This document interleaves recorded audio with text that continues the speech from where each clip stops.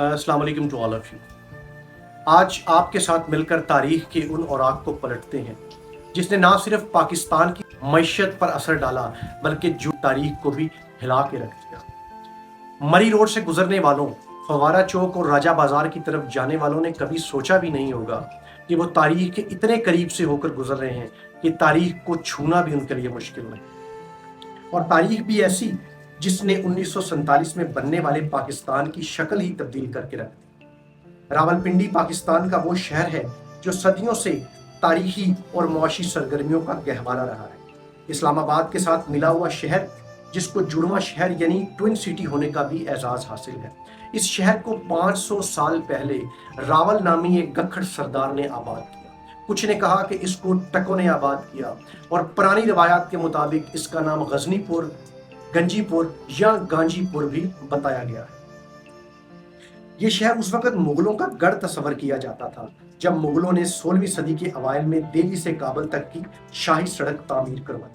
अंग्रेजों ने शमाल सरहदी कबाइल की सरकोबी, अफगानिस्तान और रूस से ताल्लुकात और रावलपिंडी के इलाके के कुदरती हसार, मोहल्ले वकू और आबो हवा के मद्देनजर यहाँ छावनी कायम की।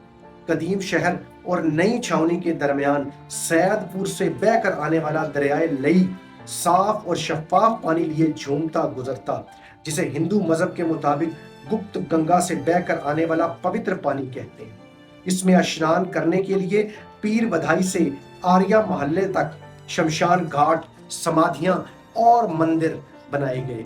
मुसलमान इस दरिया से मछलियां पकड़कर और औरतें और धोबी कपड़े धोते थे। आज के रावलपिंडी में लोग गराटो जलेबी खाते हैं, बहुत मीठे हैं, और जब वो ये कहते हैं पापा जी किधर जुलसो, तो यकीन करें ठंड ही पड़ जाती है। उस वक्त इस शहर के बाहर से दरिया किनारे आबाद किया गया बाग, जिसको पहले ईस्ट इंडिया कंपनी के नाम पर ही कंपनी बाग कहा गया, और जबकि जो कि बाद में पाकिस्तान के पहले गवर्नर जनरल 16 अक्टूबर 1951 को शहीद मिल्लत लियाकत अली खान के शहीद होने के बाद लियाकत बाग का नाम दिया गया। जो ही आप लियाकत बाग के अंदर दाखिल होंगे आपको हर तरफ सब्ज़ा और बड़े बड़े दरख्त नज़र आएंगे।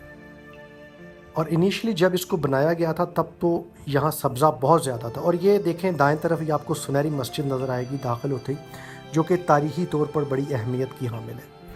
और जो ही थोड़ा आगे आप जाते हैं तो आपको वो चबूतरा नज़र आएगा, वो मिंबर नज़र आएगा, वो डाइस नज़र आएगा।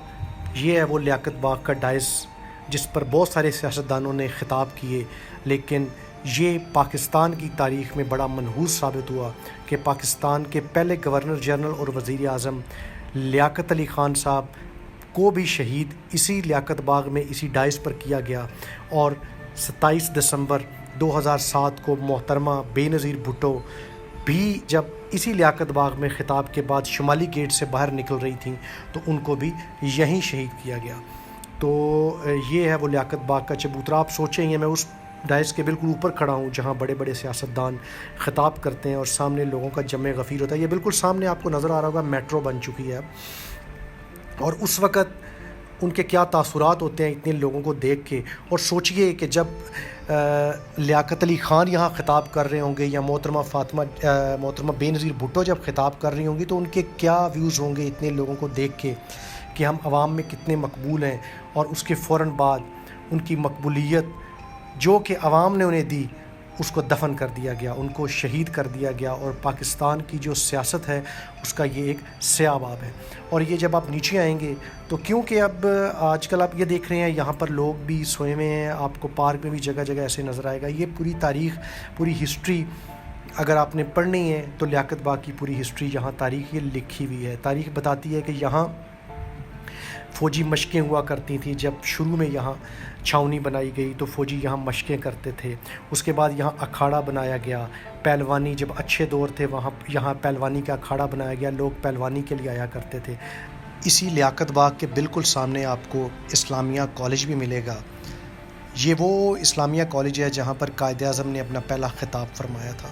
तो बुनियादी तौर पर ये वो जगह है, ये वो एरिया है जो कि तारीख़ी तौर पर बड़ी अहमियत का हामिल है। रावलपिंडी मरी रोड के बिल्कुल साथ جو ہی آپ راجہ بازار کی طرف فوارہ چوک کی طرف جاتے ہیں تو آپ کو نظر آئے گا، یہ اسلامیہ کالج ہے وہ جہاں پر قائد اعظم کا خطاب ہوا تھا، تو وہاں آپ کو یہ لیاقت باغ نظر آئے گا۔ پاکستان کے لیے ایسٹ انڈیا کمپنی نے جو تحفہ دیا، یہ تحفہ آج بھی پاکستان کی سیاسی تاریخ میں سیاہ باب کی حیثیت رکھتا ہے۔